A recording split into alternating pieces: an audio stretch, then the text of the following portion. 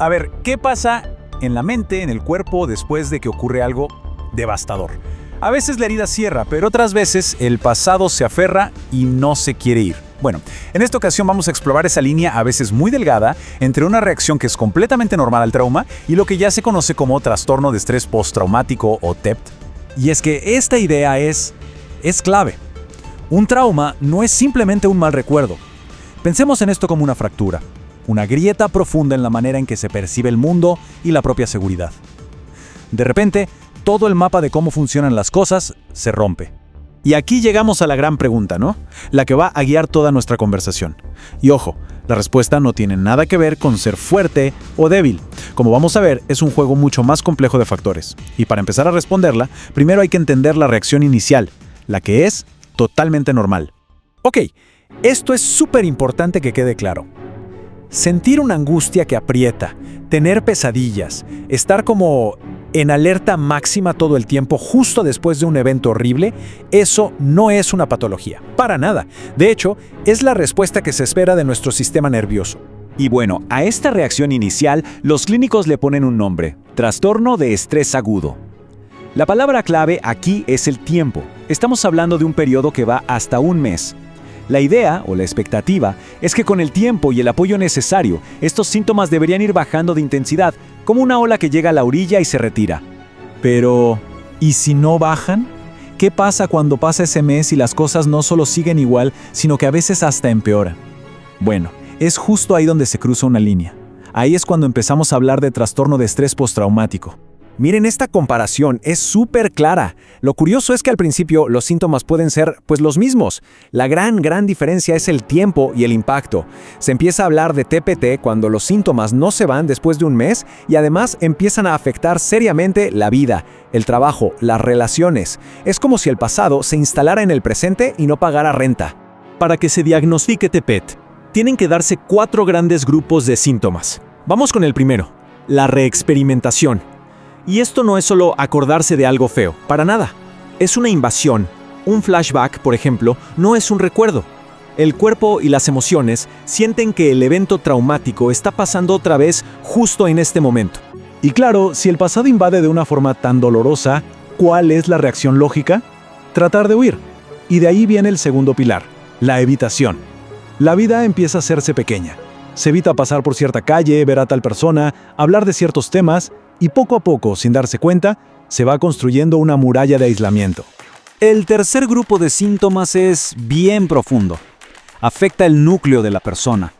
Es como si el trauma reescribiera el software con el que se ve el mundo. Pueden aparecer ideas como ya no se puede confiar en nadie, o peor aún, fue mi culpa. La capacidad de sentir alegría o cariño como que se apaga, y en su lugar queda una sensación de vacío. Y finalmente el cuarto pilar, la hiperactivación. Imaginen que la alarma contra incendios del cuerpo se quedó pegada, sonando todo el tiempo sin parar. El sistema nervioso está en modo emergencia 24/7. Por eso no se puede dormir, por eso la irritabilidad, el saltar con cualquier ruido. Es un desgaste brutal física y mentalmente. Entonces, volvemos a la pregunta del millón, ¿no?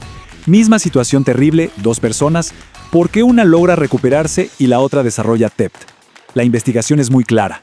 Esto no tiene que ver con la fuerza de voluntad. Tiene que ver con un cóctel de factores de riesgo y factores de protección. Aquí tenemos algunos de esos factores que, digamos, inclinan la balanza. Claro que la intensidad del evento importa, y mucho, pero también la historia de cada quien.